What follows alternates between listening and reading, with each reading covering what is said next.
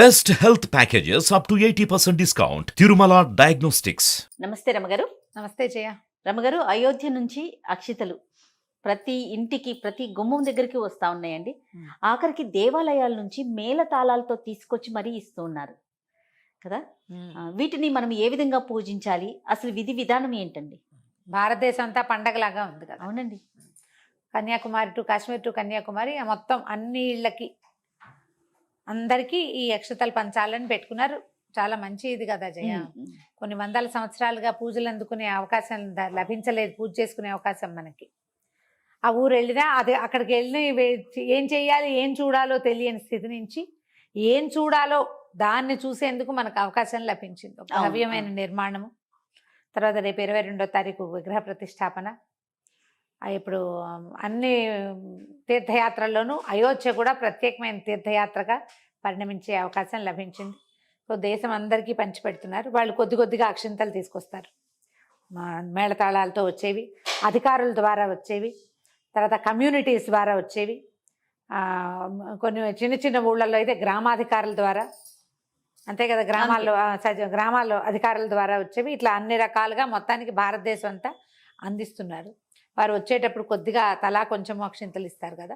మనం ఇంట్లో ఆల్రెడీ ఫ్రెష్గా కలిపి పెట్టుకుని అక్షంతలు, ఆ అక్షంతల గిన్నెలోనే ఈ కొత్తగా స్వామివారి అక్షంతలు కూడా, అయోధ్య రాముల వారి అక్షంతలు కూడా అందులో వేయించుకుని ఆ అక్షతల్ని పూజా మందిరంలోనో, పూజ గదిలోనో, మనం పూజ చేసుకునే దీగుడులోనో, ఒక చిన్న చెక్క మీద దేవుడిని పెట్టుకుంటాం, పీట మీద, అక్కడైనా అక్కడ పెట్టుకోవటం.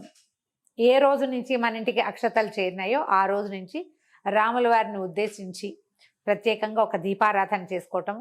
ప్రతిరోజు రామ తారక మంత్రాన్ని, శ్రీరామ జయ రామ జయ జయ రామ, ఈ మంత్రాన్ని 108 సార్లు పఠించటము. ఎవరో ఒకళ్ళు కాకుండా ఇంటిల్లిపాది చేస్తే మరీ మంచిది.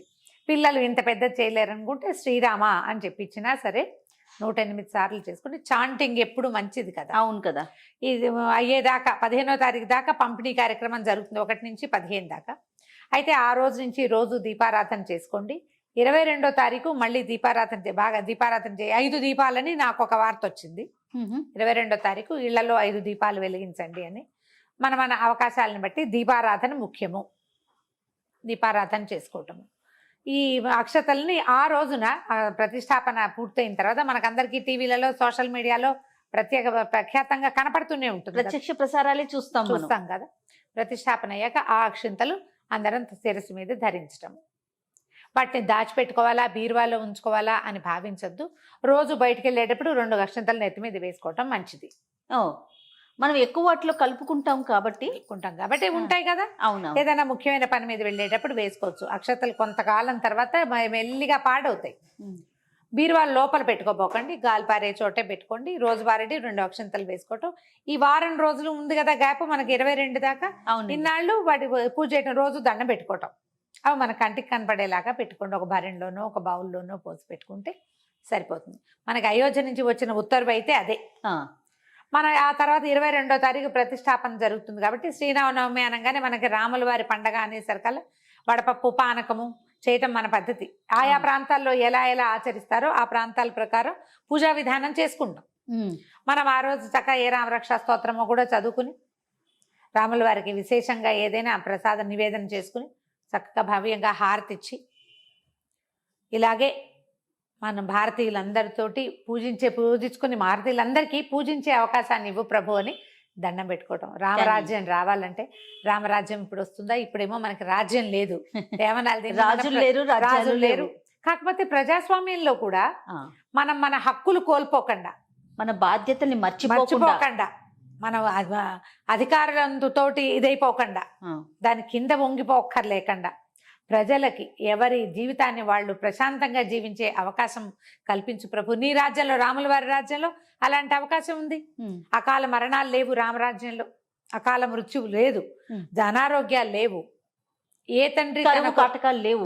ఏ తండ్రి తన కొడుక్కి తలకొరివి పెట్టవలసిన అవసరం ఉండేది కాదట.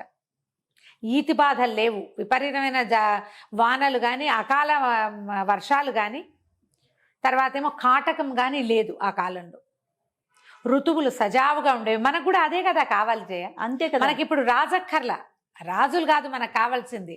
రామరాజ్యంలో పరిస్థితులు ఎలా సామరస్యంగా ఉండేవో అలాంటివి కావాలి. అప్పుడు సామరస్యం ప్రజల మధ్య కాదు, ప్రకృతి కూడా సామరస్యంగా ఉండేది. అవును, సామరస్యంగా ఉండటం అంటే సహకరించేది ప్రకృతి. సామరస్యంగా ఉంటే సమరసాలు ఎప్పుడు ఏది ఉండాలో అదే ఉండాలి.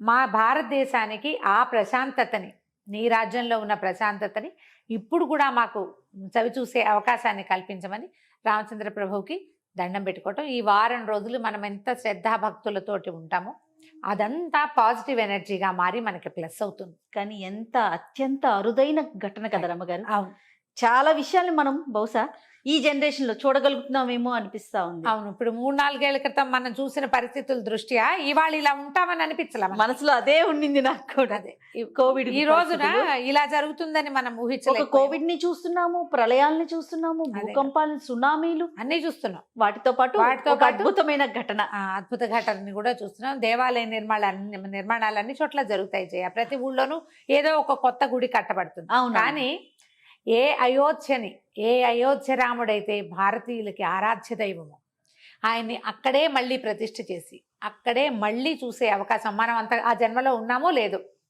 ఆ కాలంలో మనం పుట్టున్నామో లేదో మనకు తెలియదు. ఇప్పుడు ఈ కలికాలంలో కూడా మనం అప్పటి త్రేతాయుగపు నాటి రాముల వారి వైభవాన్ని, ఆనాటి రాజ్య తాలూకు పరిస్థితుల్ని మనం మళ్ళీ చవిచూడు. ఆయన చూస్తున్నామంటే రాజ్య పరిస్థితులు కూడా వస్తాయేమో, భగవంతుడు మనని కరుణిస్తాడేమో. ఎందుకంటే ఇది ఎక్కడెక్కడి నుంచో వచ్చి మన నెత్తి మీద పడిపోతున్నాయి ఈ సమస్యలు. అవును, అవి రాకుండా ఉండాలని దండం పెట్టుకోవటం, ప్రార్థన చేయటం, నిరంతర రామనామ జపం చేయటమే భారతీయులకి శ్రేయస్కరం. అద్భుతం. నమస్తే రమ్మగారు. నమస్తే జయ.